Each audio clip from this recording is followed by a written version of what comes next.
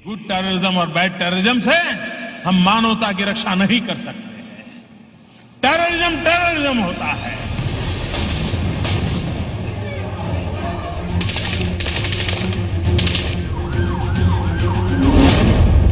Saudi Qatar की दूरी से किसे फायदा, किसे नुकसान?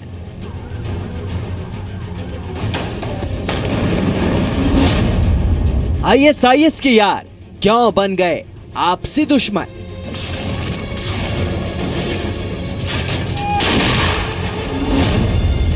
आतंकवाद के खिलाफ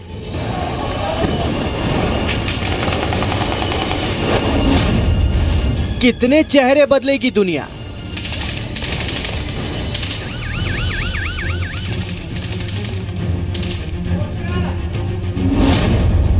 ईरान में हमला, ब्रिटेन पर अटैक।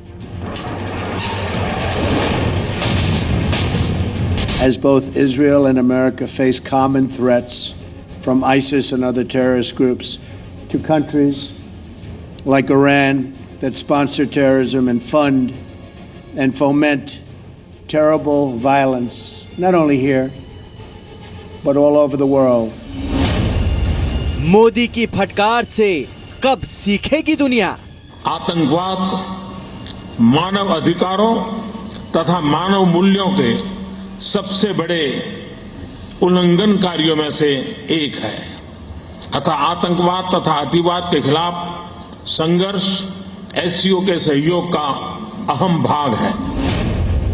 क्या कतर के पर कतरने से पूरा होगा मोदी मिशन? नमस्कार, आप देख रहे हैं स्पेशल रिपोर्ट में हूं आपके साथ में मानसा मलिक। इस वक्त अगर हम ये कहें कि दुनिया एक युद्ध के मुहाने पर खड़ी है तो ऐसा कहना गलत नहीं होगा। ये युद्ध दरअसल आतंकवाद से है और ध्यान देने की बात यह है कि युद्ध के इस मैदान में अलग अलग मोर्चे तैयार हो रहे हैं। आज इसीलिए हम चाहते हैं कि आप आतंक से इस लड़ाई की खेमेबंदी में यह समझने की कोशिश करें कि आखिर भारत कहां खड़ा है। दरअसल दुनिया के किसी भी कोने में जब तोप गरजती है तो उसकी आवाज हर जगह सुनी जाती है और दुनिया के किसी कोने में जब इंडिया बोलता है तो ये आवाज भी चारों ओर सुनी जाती है। आज इसीलिए हम ये पूछ रहे हैं कि भारत से 2500 किलोमीटर दूर मौजूद कतर के पर क्यों कतरे गए और क्या ऐसा करने से आतंक के खिलाफ जारी मोदी का मिशन पूरा हो पाएगा? इन्हीं सवालों के जवाब आज तलाशेंगे स्पेशल रिपोर्ट में।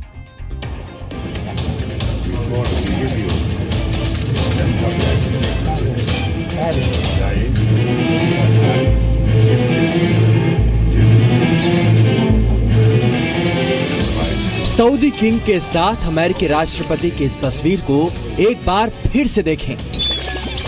पहले ट्रंप बाएं हाथ से पानी पीते हैं, लेकिन सऊदी किंग के टोकने पर वे पानी दाएं हाथ से पीने लगते हैं। ट्रंप की ये तस्वीर सोशल मीडिया पर खूब चर्चा में रही। इन तस्वीरों का सांकेतिक मतलब समझिए। तो क्या अमेरिका के साथ मिलकर सऊदी अरब ने कतर के खिलाफ साजिश कर दी? सऊदी अरब जो एक वहाबी देश है और जो कि विश्व में सबसे बड़ा आतंकवाद की फंडिंग करता है, वहाबी आइडियोलॉजी को बढ़ाता है और ऐसे वोलेटाइल मदरसों को मदद देता है जो कि आतंकवाद का बढ़ावा करते हैं। अगर वो किसी के खिलाफ अमेरिका को मिला के ये कहे कि ये फंडिंग कर रहा है और कतर फंडिंग कर रहा है और सऊदी अरेबिया नहीं कर रहा है तो यह साजिश है।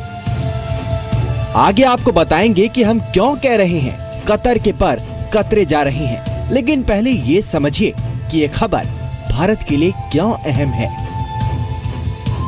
कहीं भी आतंकवाद से जुड़ी घटना होती है तो पूरी दुनिया हिलती है। आतंकवाद पर कहीं भी इंडिया बोलता है तो पूरी दुनिया सुनती है। समय की मांग है कि हम स्पेसिफिक घटनाओं की चर्चा से ऊपर उठ करके आतंकवाद ये मानवता का भयंकर दुश्मन है, ये मानवता को नष्ट करेगा। मानवतावादी सभी शक्तियों ने एकत्र आकर के आतंकवाद के खिलाफ लड़ना चाहिए, तभी जाकर के इतने बड़े भयंकर संकट से हम मानवता को बचा पाएंगे। भारत खुद भी लगातार आतंकवाद की चुनौती के खिलाफ पूरी दुनिया को एकजुट करने में लगा हुआ है। ऐसे में कतर के साथ जो हो रहा है उसे समझना जरूरी है। दरअसल सऊदी अरब, इजिप्ट, बहरीन, यमन, लीबिया और यूएई ने कतर के साथ अपने राजनयिक संबंध तोड़ दिए हैं। 6 अरब देशों ने कतर पर कथित तौर पर इस्लामिक स्टेट और अलकायदा का समर्थन करने का आरोप लगाया है। हालांकि कतर ने इन सभी आरोपों से इनकार किया है। सऊदी अरब ने कतर के साथ अपनी सीमा भी बंद कर दी है, जिसकी वजह से कतर में आने वाली 40% खाने पीने की सामग्री और दूसरी जरूरी चीजें रुक गई हैं।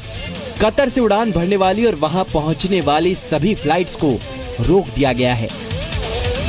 आधुनिक दुनिया गुड टेररिज्म और बैड टेररिज्म की परिभाषाओं में बटी हुई है और अब आतंकवाद का इस्तेमाल करने वाले बड़े बड़े देशों को ये डर सता रहा है कि कहीं वो अपने घर में भी गुड टेररिज्म और बैड टेररिज्म के बीच की आग का शिकार न हो जाएं। लेकिन कतर पर कार्रवाई से कुछ हासिल होगा क्या? यशस्विका मल्होत्रा के साथ नीरज गौड़, जी मीडिया, दिल्ली। दरअसल भारत के लिए असल चिंता कतर में रहने वाले भारतीयों को लेकर होगी। 6 लाख से ज्यादा भारतीय रहते हैं कतर में। हजारों भारतीय हर हफ्ते हवाई यात्रा के लिए कतर एयरवेज का इस्तेमाल करते हैं। हो सकता है कतर के खिलाफ कार्रवाई से हालात बहुत ज्यादा ना बिगड़े। हो सकता है कतर के लिए उड़ानें बंद ना हो, लेकिन यात्रा लंबी और महंगी हो सकती है। यह भी हो सकता है कि सीधे सीधे ना सही, लेकिन दूसरे तरीकों से भारत के सामने मुश्किल खड़ी हो जाए। समझिए इस रिपोर्ट।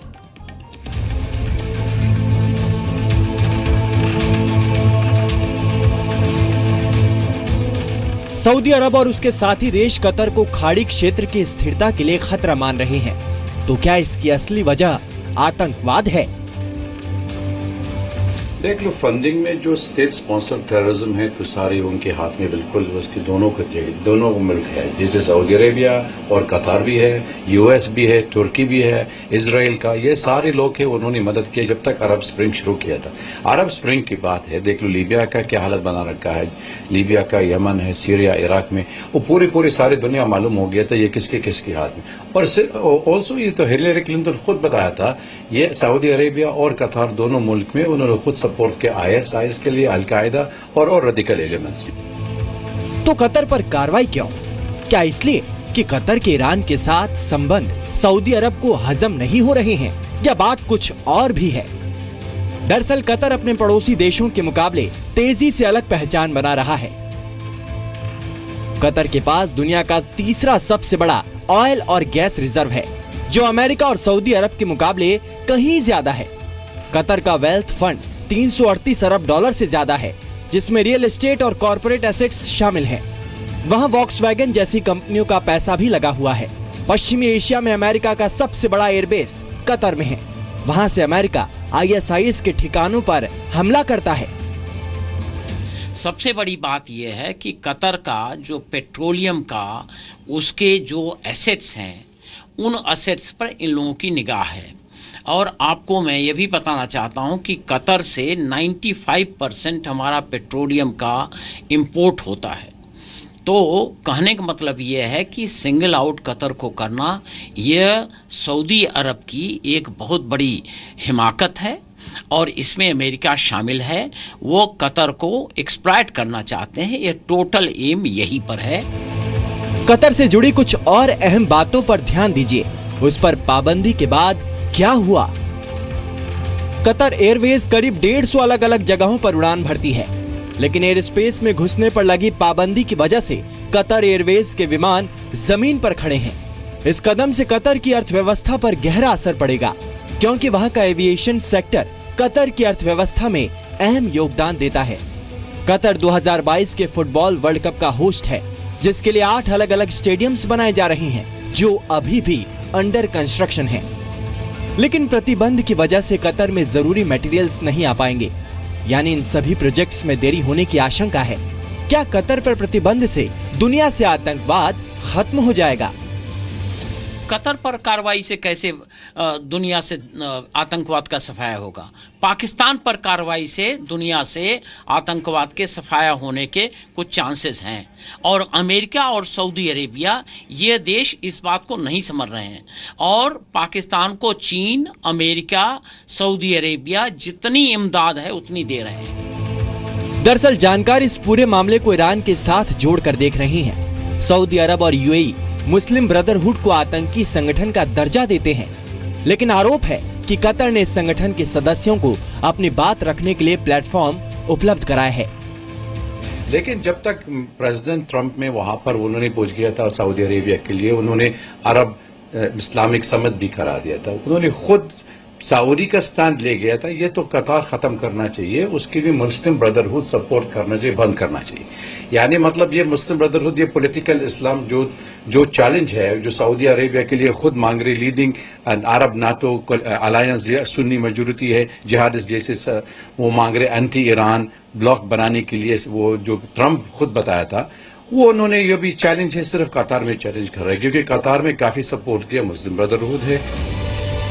सऊदी अरब का आरोप है कि कतर बहरीन और सऊदी के कतिफ प्रांत में ईरान समर्थित चरमपंथी संगठनों और अलगाववादियों की मदद कर रहा है। यही वजह है कि सऊदी अरब, इजिप्ट, बहरीन और यूएई ने ये कदम ईरान के साथ बढ़े हुए तनाव के बीच उठाया है। यशस्विका और नीरज गौड़ के साथ ब्यूरो रिपोर्ट, जी मीडिया। कतर पर आरोप ये लगाया गया है कि वो आतंकवाद फैलाने वाले इस्लामिक संगठनों की मदद कर रहा है, लेकिन कतर ऐसे आरोपों से इनकार कर रहा है। एक वक्त था वैसे जब कतर खाड़ी देशों में सबसे गरीब था, लेकिन आज कतर अमीर देशों में शामिल है। ऐसे में ये जानना दिलचस्प है कि आखिर कतर ने ऐसा क्या कर दिया है कि बाकी देशों को ये पसंद नहीं आ रहा है। खास तौर पर अमेरिका क्या कहता है इस बारे में, उसका स्टैंड देखिए इस रिपोर्ट। कतर पर मिडिल ईस्ट के 6 देशों के प्रतिबंध ने आतंकवाद के खिलाफ लड़ाई में दुनिया के देशों के विरोधाभास को उजागर किया है, और इस विरोधाभास को कतर पर प्रतिबंध को लेकर अमेरिकी प्रतिक्रियाओं से बखूबी समझा जा सकता है। एक और अमेरिकी राष्ट्रपति डोनाल्ड ट्रंप ने बयान दिया कि कतर बड़े पैमाने पर आतंकवाद को प्रायोजित करता रहा है। हमने तय किया है कि अब समय आ गया है कि कतर से इस फंडिंग को बंद करने के लिए कहा जाए। लेकिन अमेरिकी विदेश मंत्री रेक्स टिलरसन ने सऊदी अरब समेत दूसरे देशों से कतर के खिलाफ प्रतिबंध में ढील देने की बात कही थी।